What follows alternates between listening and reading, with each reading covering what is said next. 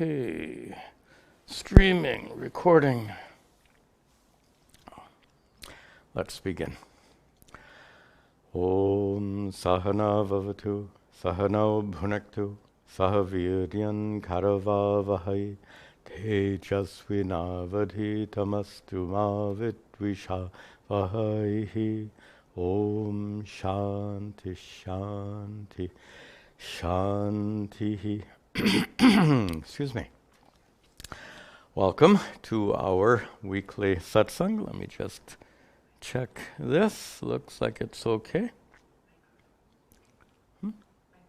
It's fine. Good. Welcome to you.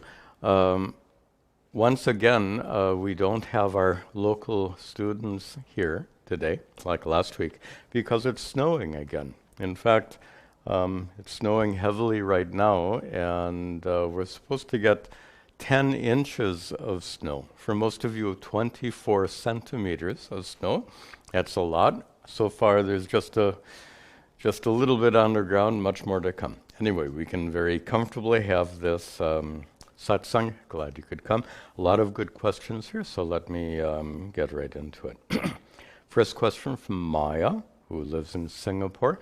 Maya asks a very simple but important question: how to develop bhakti in the context of Advaita Vedanta? Now, in the context of Advaita Vedanta means most followers of Advaita Vedanta, most but not all, are not, how can I say, are not highly inclined towards very conventional modes of bhakti. You know, the kind of stereotypical bhakti that we see in the Hindu tradition. It's been my observation that many followers of Advaita Vedanta don't find themselves attracted to those conventional kinds of bhakti, because they're based so much on blind faith. And of course, our Advaita Vedanta tradition is away from blind faith. So we have a more reasoned approach to bhakti in general, based on our understanding of who and what is Ishvara, the creator, sustainer, destroyer of the universe. So that being said, the question then is how to develop bhakti. And I'm hesitating because that's not an easy thing to answer, because it's like if somebody asks you how to develop a liking for classical music, somebody who doesn't listen to much classical music and asks you how to develop a love for classical music, you can see the difficulty in answering that question. But I think a more concrete way of putting it is this. Bhakti, devotion, is highly, highly individual in nature. I think the approach for every person really depends on their emotional temperament, their background, their connection to the Hindu tradition, all of these factors. So I think the best way to develop bhakti will vary tremendously from one person to another. In my own case was perhaps not a very typical case. I was not raised in the Hindu tradition. I was very gradually introduced to Hindu devotional practices starting in the 1980s. And then over a period of decades, really, that tradition became my tradition slowly, as if, if I had lived in India after 30 years growing up in India, it would be your tradition. Well, I've lived with this tradition since 1980s, so it's become my tradition in that way. But that's how it worked for me. And how it works for other people, I think, will be very different. So one bit of practical advice I can offer is, on my YouTube channel, there's a playlist called Bhakti.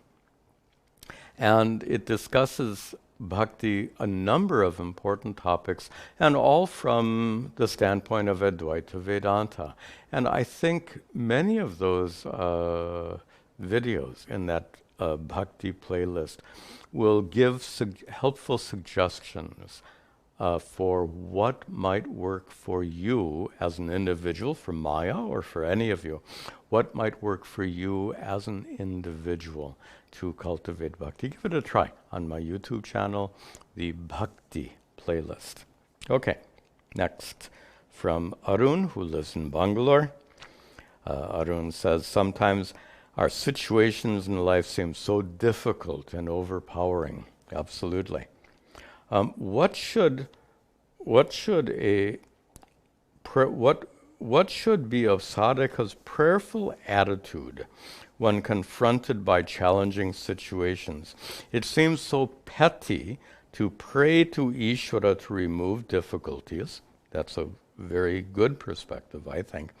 Then should one not pray to Ishvara for adhyatma shakti, inner power, to be able to deal with trying times? I think Arun is on the right path. He has the right approach here.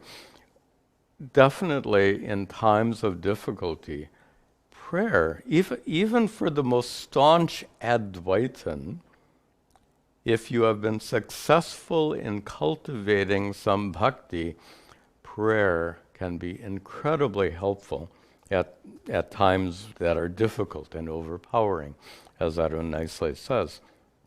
But what kind of prayer? And he says it seems so petty to pray to Ishvara to remove difficulties.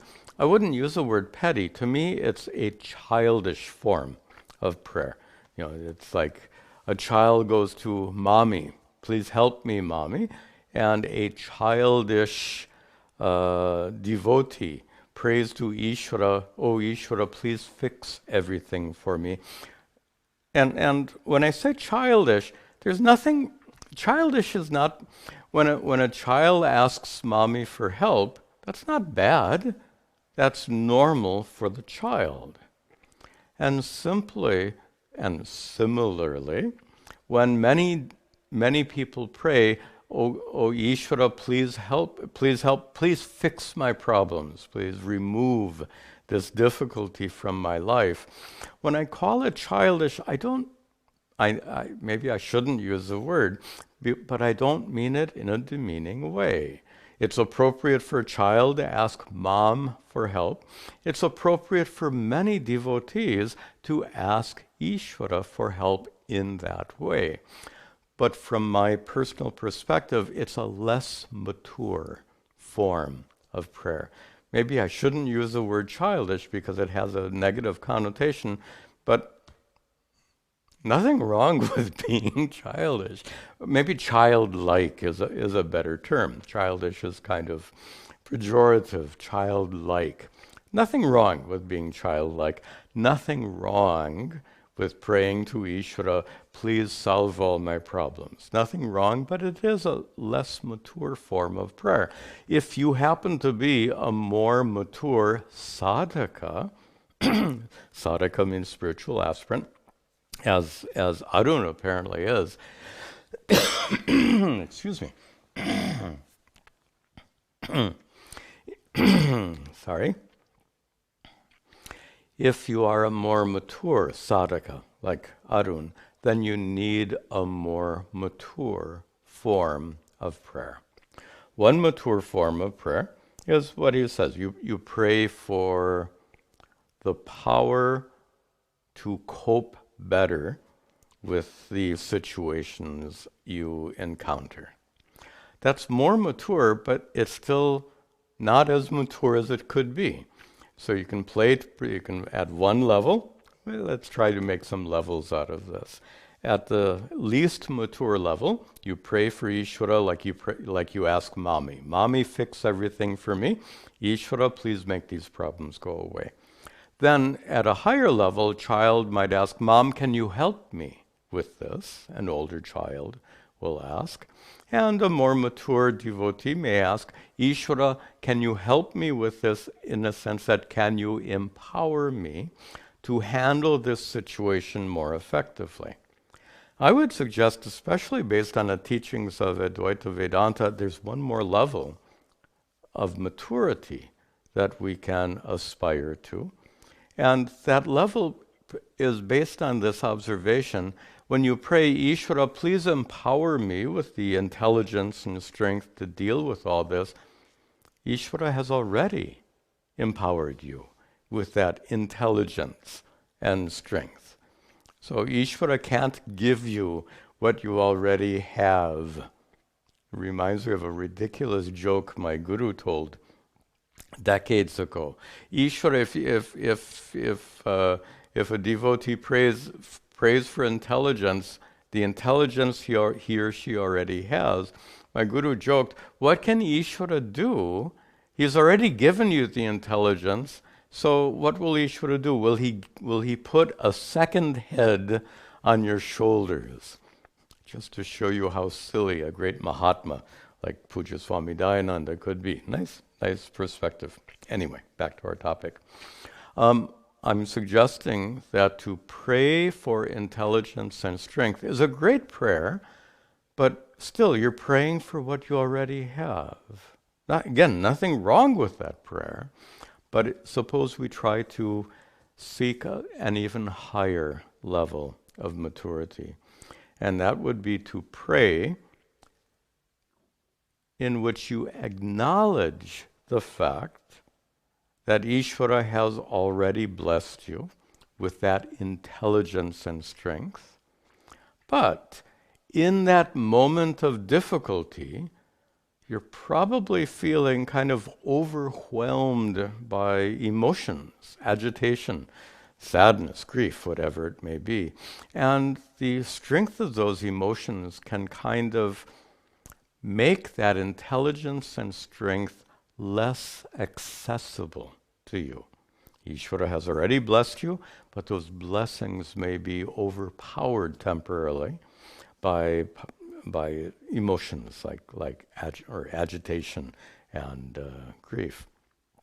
So prayer is a great way to calm down. When you pray and you can feel a connection to the source of your intelligence and strength, and with that sense of connectedness to Ishvara, the source of intelligence and strength, you can perhaps feel a sense of confidence, a sense of security, a sense of comfort, knowing that you have those blessings. And that sense of comfort in prayer then can help your emotions settle down, help that agitation settle down. And when it settles down, you'll discover that you have already been blessed with everything you need to deal with the difficulty that lies before you.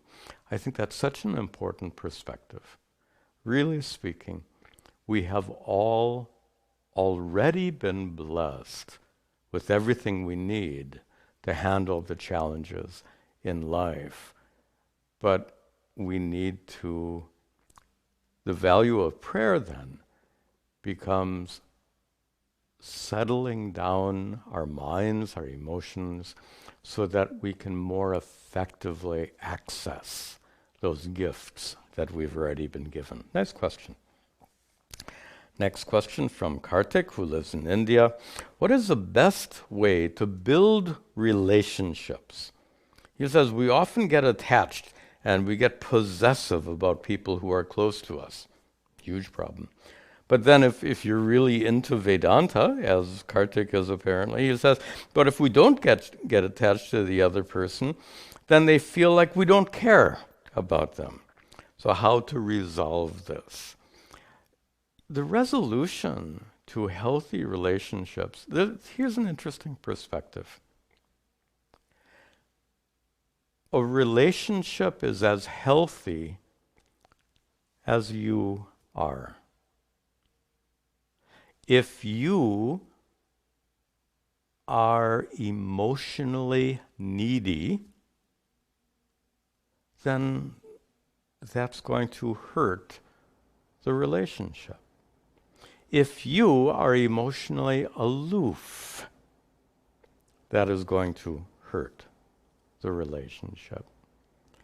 So the best way to build relationships is for you to be emotionally healthy. Whether or not your partner is or not, you don't have direct control over that, but you have complete control. I can't say complete control.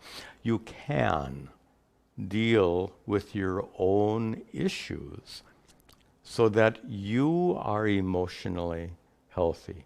Emotionally healthy means not possessive and attached.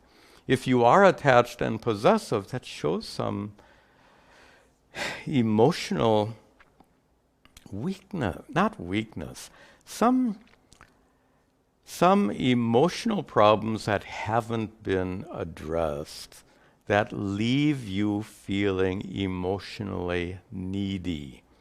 That leads then to being possessive and attached. So if there is a problem with attachment, then it requires, it's, first of all, let's be clear, it's an emotional problem, so it requires an emotional solution, not a Vedantic solution. If it's an emotional problem, Vedanta itself is not going to solve it. If you are, and I'm not saying Kartik is, but if there is a problem of being emotionally needy, emotionally dependent, then Vedanta is not going to solve that problem. That problem has to be solved at an emotional level. So I think, and I hope that answers this question. Next question.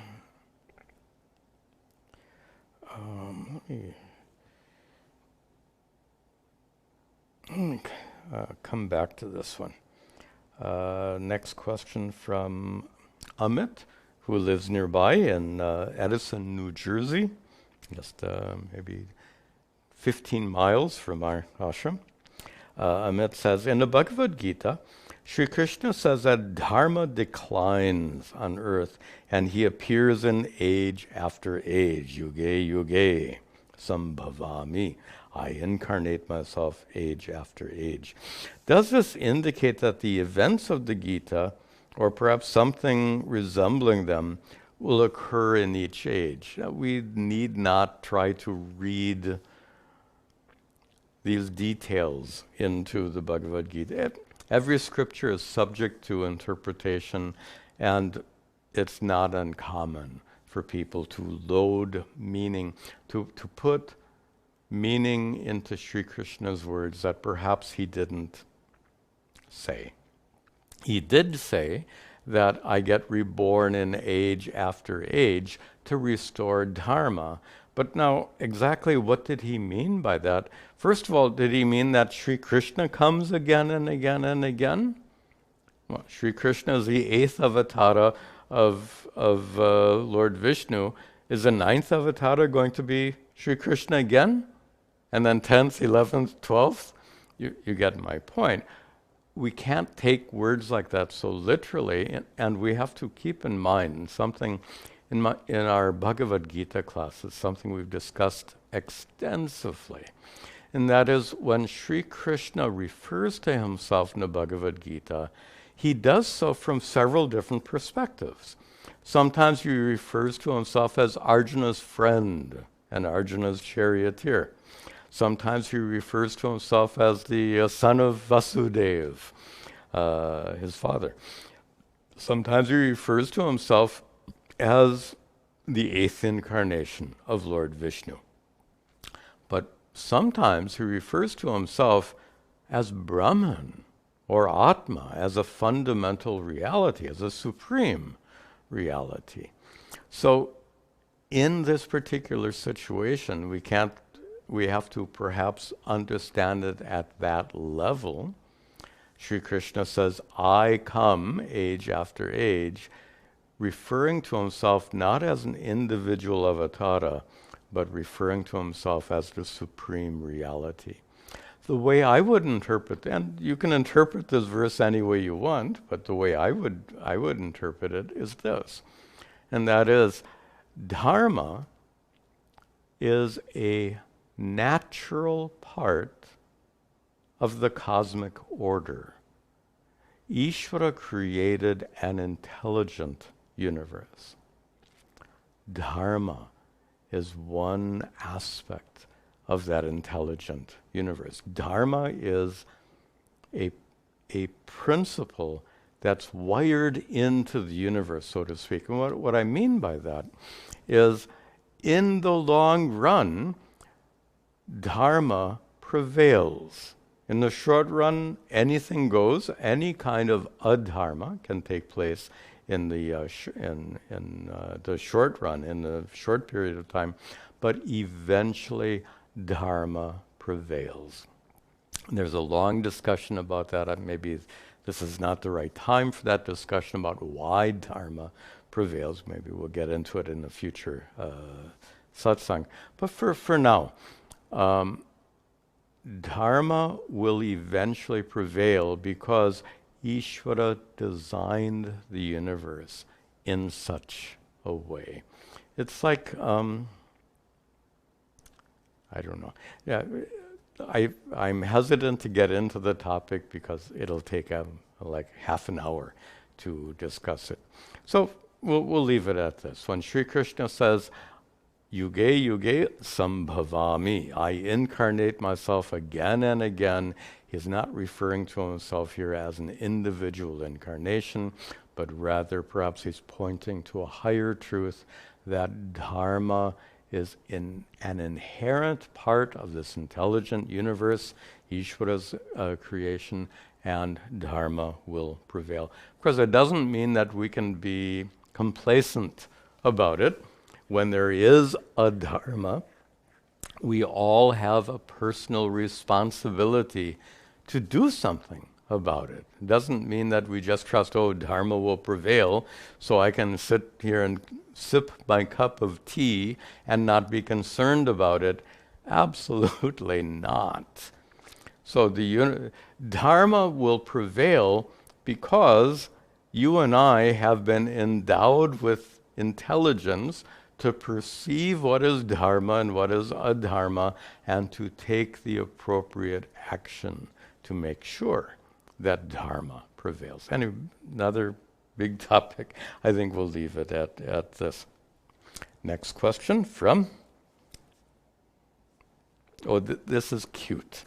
This is a question from Ravi. Ravi lives in Colorado. But Ravi is putting a question in the mouth of a cow, and so this comes from a cow, and the question is, "Hi Swamiji, of course a cow cannot write an email, so I've asked my good friend Ravi to write this email on my behalf." Nice, Ravi has a good sense of humor. We can all enjoy this. And the cow says, Ravi is an avid listener to your satsang discourses, but in one of your discussions you mentioned that cows and other animals like me have no chance of gaining realization in this life. We in our herd discussed all that at the watering hole, and we want to dispute that claim. And he goes on to say that we cows, we don't lie, steal, we don't bomb other countries or commit crimes like murder. Paraphrase, it goes on. Seeing that the present state of world affairs is, anyone deserves a chance to gain realization and attain mukti. If anyone deserves a chance to gain mukti, in liberation, it should be us, the cow says. We believe that we are Satchidananda in the purest form, and we are closer to that realization than humans. Okay. I think Ravi's characterization of the cow is not very accurate? Do cows believe that they are Satchidananda? Cows don't have human-like intelligence. Absolutely true. Cows commit no intentional harm. This is such an important principle. He points out correctly, human beings have free will, and with our free will, we can do acts of tremendous benefit to people.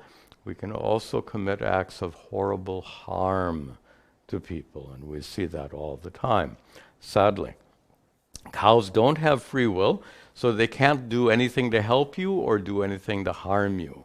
If they give milk, they're not giving milk to help you. They're giving milk because it's natural. If they take care of if mother cow takes care of her calf, she's not doing that to be loving to her calf. She's doing it because she has been genetically programmed to take care of her calf. My point is, cows have no free will.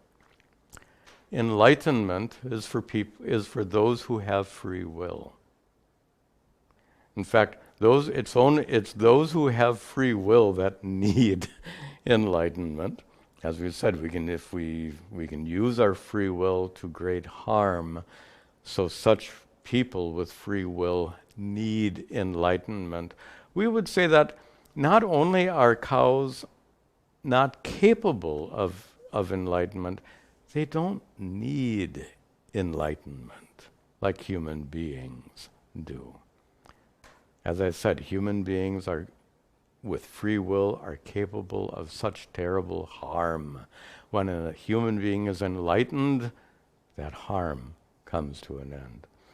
Cows, having no free will never cause such harm, and then we can argue. Therefore, they don't need free will. They don't need enlightenment in the way that human beings do. Also, a more subtle argument, let me include this briefly. Human beings also having such highly developed minds, we can suffer extraordinarily, emotionally. The depth of our emotional suffering is off the charts.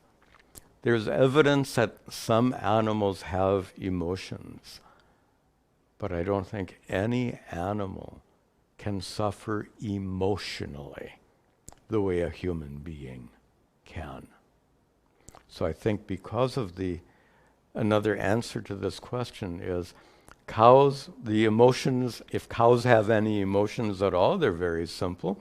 So we say cows, yes, cows experience physical pain, like human beings experience physical pain. But I would suggest that cows don't experience emotional pain to the extent that human beings experience emotional pain. And for this reason also, it's human beings that need enlightenment. We can say that cows perhaps don't need it so much. Okay, next question from Sen. Sen lives in UK. Sen says, he observes that he says, both you and Pujya Swamiji, referring to my guru, Swami Dayananda, says, both of you have mentioned that many people who come seeking spiritual growth are carrying emotional hurt. Which is to say, people who have deep emotional hurt often become spiritual seekers, seeking to end that hurt. We just talked about emotional pain.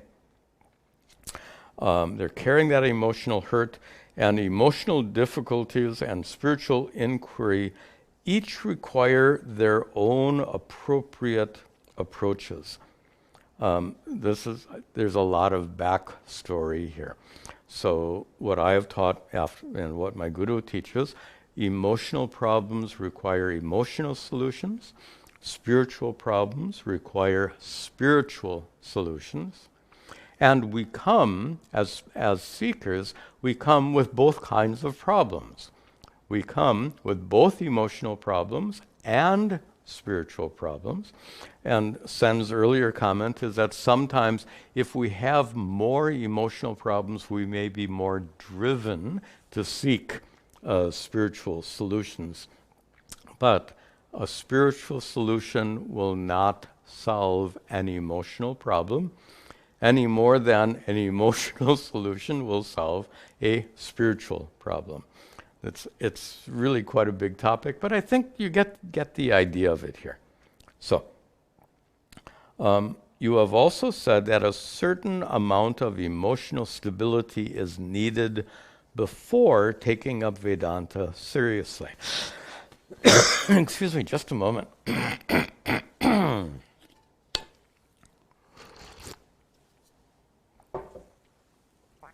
Let me explain that. Again, following with my guru's teachings. Before Vedanta, before your spiritual pursuit can lead to enlightenment, you have to be relatively free from emotional impediments. Let me explain that. It's easy to see that somebody who is overwhelmed with emotional problems, that person is not going to find the teachings of Advaita Vedanta very helpful. They need to deal with their intense emotional issues, not completely, but sufficiently so that their minds are available for self-inquiry, for atma-vichara. If you're so stuck on your emotional problems, then self-inquiry of Advaita Vedanta will not work. But now finally, Sen's question is about the practical overlap. Since emotional pain is often what initially turns a person towards seeking, which is a true statement, then how should one understand the relationship between emotional healing and Vedantic self-inquiry? At what point is a seeker considered sufficiently prepared, even while dealing with all these emotional problems? It's a complex issue, and it's a complex issue because human beings are complex. You and me, amazingly complex at an intellectual level and certainly at an emotional level. So let me summarize the situation. We have emotional problems, but we also have, we'll call it a spiritual problem. It's not really a problem. Let me choose different language here. Someone, and to keep in line with what Sen has said here, someone with emotional problems may also develop a value for spiritual growth. So now we have two things going on. We have a process of dealing with emotional problems, and we have a process of spiritual growth. Now, the tricky part here, and what Sen pointed out, is spiritual growth requires a relative degree of emotional stability. If your emotions are completely a mess, then you're not likely to be very successful on a spiritual path, any spiritual path. So therefore, it's necessary to have a relative level of emotional maturity before the teachings of Vedanta and your spiritual path of spiritual growth will be very successful. Now, to that extent, there is in some sense, emotional stability is a prerequisite in that you have to be sufficiently emotionally mature before you can really turn your full attention to spiritual matters. But sufficiently. And he asks, to what degree? And here it's just very pragmatic. to the extent that you are stuck with your emotional problems, then to that extent you're not available. To the extent that you are free from emotional problems, to that extent you are available for spiritual inquiry. I think the real essence to this question, this topic, and it's rather a complicated one. As I said, we're complicated beings with all of our emotions and desire for spiritual growth. But here's a very healthy and simple way of looking at it. Yes, we have emotional problems. Yes, we have a drive for spiritual growth. But it is not here's the words I'm looking for. The process of growth is not linear. What I mean by that is linear means do step A first, then do step B. Step A, solve all your emotional problems. Step B, become enlightened. That's highly linear, and it's ridiculous. No one is capable of solving all their emotional problems. It's simply not possible. So a much healthier way of understanding this topic is that our process of emotional growth and spiritual growth go on in parallel. For someone who is extremely emotionally disturbed, perhaps they need to deal with the intensity of those problems first. But for a person who has, let's say, a person who is emotionally healthy, let me put it like this, a person who has normal emotional problems. For such a person with normal emotional problems, the process of emotional growth and spiritual growth, they go hand in hand. In fact, they're, what is the fancy term for it? Is synergistic. Your process of emotional growth will help your process of spiritual growth. Your process of spiritual growth will help your process of emotional growth. So they go on in parallel, not linear, in parallel. That's a big topic and an important issue. Next question from Shripad. Shripad doesn't say where he lives, but he gives a phone number in India. Okay.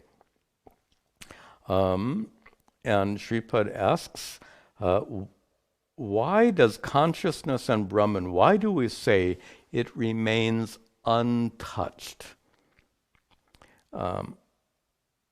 We like to use this word immutable,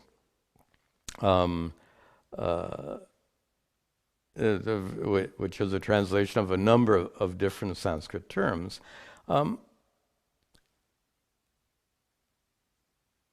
What does it mean to say that Brahman is immutable?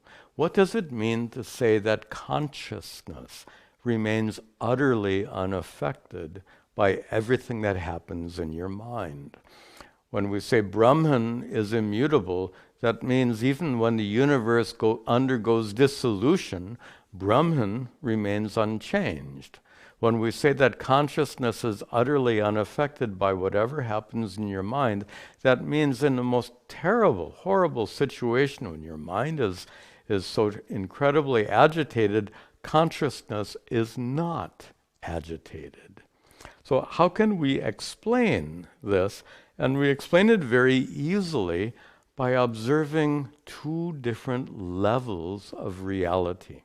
And instead of being very theoretical about it, let's go to our favorite Vedantic example, this clay pot. So here we see two different levels of reality. One is a level of clay, the other is a level of pot. In this metaphor, clay represents the fundamental reality, and pot represents, in Sanskrit, we would say nama rupa, name and form.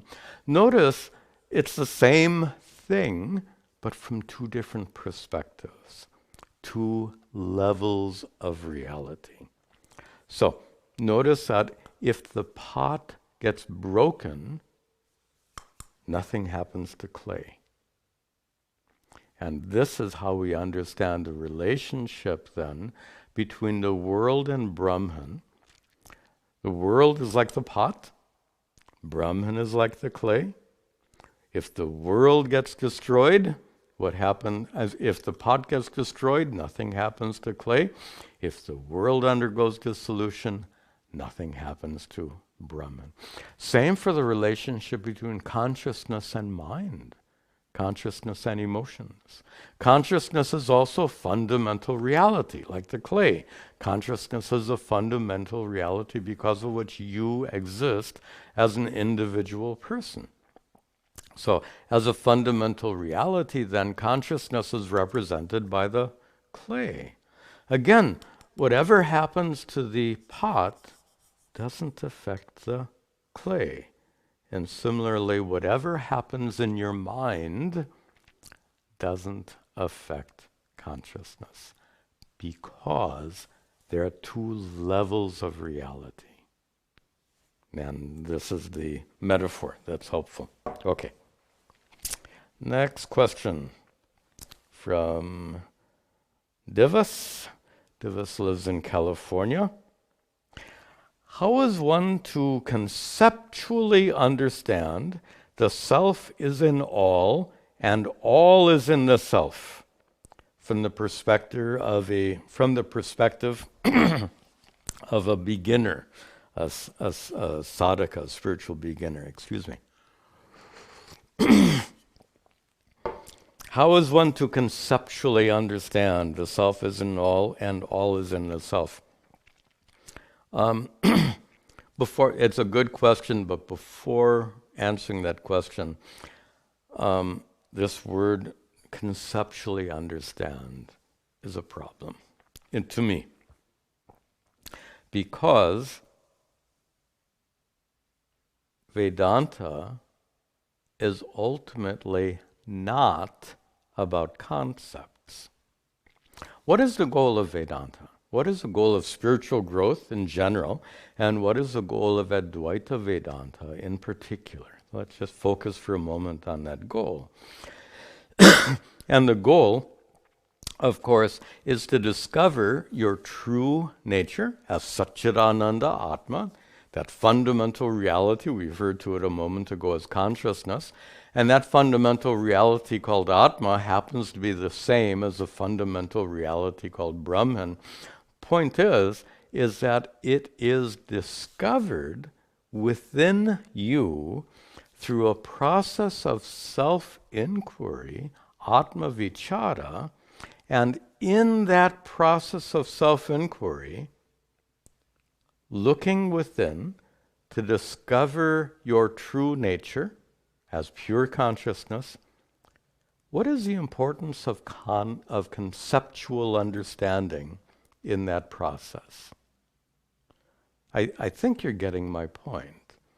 And that is, yes, we do use lots of concepts in Vedanta, but the essence of spiritual life is not conceptual understanding. The essence of spiritual life, I would say, is self-inquiry, Atma Vichara, which is an utterly non-conceptual process. It is a practice of turning your attention within yourself, and then based on the teachings of Vedanta, we inquire, who am I really? You're not a concept, right? If you say, who am I? The answer to that question is most certainly not a concept. Okay, that being said, Divis is asking how to explain this saying, the self is in all and all is in the self. There's a paraphrase, perhaps, of a statement that Sri Krishna makes in the Bhagavad Gita. I would have to look up the exact verse. We'll set the Gita aside and just stay with this. Self is in all and all is in the self. how to understand this. I can help you understand it, but then it's only a concept, right? Okay, so recognizing that limitation. The self is in all is a recognition that there is one. By the way, the word self here refers to a fundamental reality. In fact, let's go back to our metaphor here. The self is in all, and all is in the self. Self means fundamental reality, whether you call that fundamental reality Brahman or Atma. Ultimately, Brahman and Atma end up being the same reality. So let's start there. Self means Brahman or Atma, fundamental reality. The self is in all. All refers to the world. And the world is not a fundamental reality. So here we're back to our clay pot. So self is like the fundamental reality of the clay pot, the clay. All is the manifestation of that clay in the form of pot. So again, we can take it, clay represents Brahman, pot represents the world. Would be a very simple way of understanding it. So from that standpoint, self is in all, clay is in all pots, and all is in the self. All pots are in clay. Clay is in all pots, in the sense that every pot is made of clay, and all is in the self. All pots are non-separate from clay. This is a concept. You asked for a conceptual understanding. This is a conceptual understanding. And that is, clay is the fundamental reality because of which all pots exist, and all pots have their existence rooted in clay. Now, to apply that to this statement, the self is in all. We paraphrase it. Brahman is a reality because of which everything exists. Everything exists depending on Brahman as its underlying reality, or we can use the term Atma or consciousness. Consciousness is present in all living beings. All living beings are conscious. All living beings are sentient because of that consciousness. So this is how we can interpret that. But again, it's as a concept, it'll help you understand what a particular spiritual text is saying, but that's not enough. Really speaking, the goal is not going to be found through understanding Scripture at a conceptual level. The goal will be found in a non-conceptual practice of self-inquiry. I think that's a good way of saying it. Okay, time for a couple more questions. Next question from Lucas. Lucas lives in Brazil. And he says, since I have started on this path, the spiritual path, I have felt alone for some time. There's no one close to me who is interested in this spiritual path. And I sometimes feel like a fish out of water. Lucas, welcome to the club. Nothing wrong with being a fish out of water. When I was young, I absolutely felt like a fish out of water. Even now, when I go walking around in these robes, I look like a fish out of water. There's nothing wrong with being a fish out of water. We have to find a way to be comfortable with being a fish out of water. To me, it's a really good thing to be a fish out of water.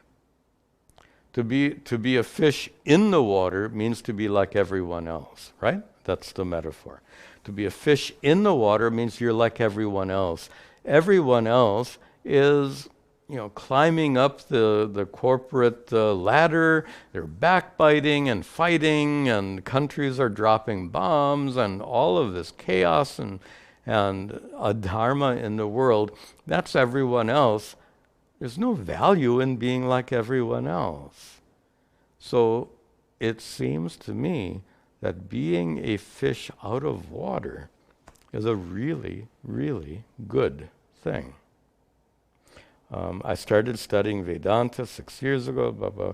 I find it difficult to connect with people my age, mainly because they're engaged in worldly activities, affairs, and interests. Swamiji, how do I deal with this situation? Yes, it can be uncomfortable. As a young person, I remember going to parties in those days. This would be like in the 1970s and 1980s. And, people would be drinking and talking and all of this, and it absolutely didn't work for me. I would end up sitting in a corner. Let me complete this story, and this may be helpful. When I was, he says, I'm now 23 years old. When I was 23, I was already, like Lucas, I was a fish out of water. And when I would go to a social gathering, I would end up sitting in the corner. Fish out of water. But here's something interesting that would not always, but that would sometimes happen. When I'm sitting there in a corner, somebody would come and sit down next to me and start chatting with me. And if that person was like all the other fish, then sorry. If that person was like everyone else, then they would chat for a few minutes and then go away. But if that person kind of shared my values, they would end up sitting there and we'd have a brilliant conversation. Sometimes another person would come. Sometimes another, not when I was 23, but as I got a little bit older, sometimes I would end up attracting a few like-minded people sitting there in the corner, and we'd have our own satsang. Everyone is over there listening to music and drinking. We'd be in a corner here talking about spiritual things. It happens. My guru addressed this many times, and he said, you build your own satsang. And satsang is what we're doing right now. Satsang means an assembly of like-minded people. That's literally what it means. Not the only meaning, but in this context. And what my guru said, and same as what I'm suggesting right now, is you will draw to yourself like-minded people. Of course you can look, and I'm not sure what your environment is like in Brazil, but perhaps in your city or town there are some spiritual organizations that you can, and even if there aren't, there's a huge community on the internet. We're part of it right now. So even right now, Lucas, you have community here. And in many other ways you can find community. How to deal with feeling like a fish out of water, as I said, get used to it. And in my opinion, it's a good thing to be a fish out of water. And you may find that you are joined by a few more fish as time goes along. I'm sure of it. Okay, one more question, then we'll conclude. This question comes from an anonymous person in Edinburgh, Scotland. And he says, that's quite long, so how can I inculcate the above-mentioned Advaitic knowledge into my day-to-day interactive life, fully embracing the power of Maya in order to transcend into the ultimate reality? And the answer to that question will go back to what I just said. The essence of spiritual life in general, and Advaita Vedanta in particular, is the practice of self-inquiry. Turning your attention within to understand yourself at a more fundamental level. And in order for that process of self-inquiry to be successful, we need a lot of help, which is why we have satsangs like this. It's why we study Bhagavad Gita and other scriptures. But all of these other activities are meant to support your process of self-inquiry, atma vichara. Gradually, that process of atma vichara leads to a transformation of how you understand your own self, step one, and then step two, how you understand your relationship to the world around you and people in your life. That's step two. But all of that comes as a result of this process of self-inquiry. So, it's an incorrect assumption to think that first we study Vedanta, then we take that Vedantic learning with us into our day-to-day lives. It doesn't work like that. That conventional kinds of knowledge work like that, absolutely. You learn about computers, and then you take that with you when you sit down in front of a computer and you do some work. Absolutely, that's true for most fields. It's not the case in spiritual life, and certainly not in Advaita Vedanta. So let me restate it. You say how to inculcate the way to and bring that knowledge into your day-to-day life.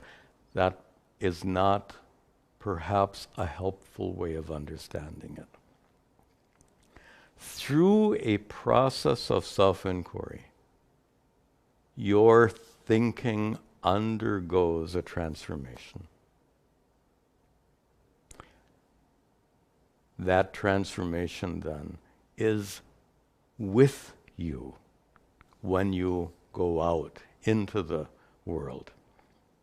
But notice it's not applying spiritual principles in the world. Rather, it is undergoing a process of personal transformation. Again, the practice of self-inquiry, atma vichara, that practice of self-inquiry leads to a transformation of how you think. Then, once that as that transformation takes place, that transformation then is with you wherever you go into your day-to-day life. Sorry, little problem with my voice. I hope that answers the question, and this is a good place to conclude for today. Please send your questions to me. Email them to me, swamit@arshabodha.org. Helpful if you put satsang questions in the subject line. We'll end with a prayer. Om sarve bhavantu sukhinaha, sarve santu niramayaha, sarve bhadrani pashyantu, ma kaschad dukkha bhag bhavet, asato ma sadgamaya, tamaso ma jyotirgamaya, mrityor ma amritangamaya. Om Shanti Shanti Shanti. Om Tat Sat. See you next time.